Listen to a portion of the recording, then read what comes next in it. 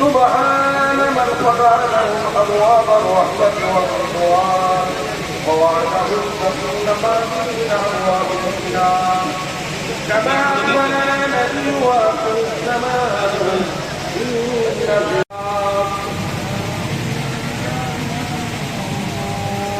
صلوا على محمد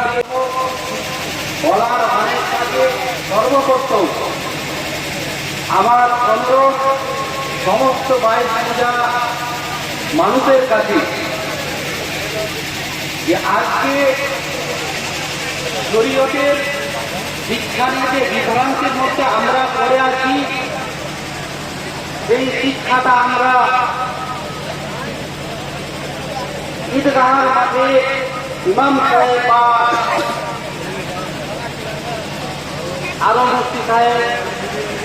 আছেন, তাদেরকে পড়াশোনা না করে এই পড়াশোনাগুলো যদি গ্রাম ভিত্তিক যে সমস্ত ইমামরা আছেন তাদের কাছে রাখা তাহলে তাড়াতাড়ি আমরা শিক্ষা করতে পারবো। এখানে সংক্ষিপ্ত সময় অনেক কিছু আমার কাছে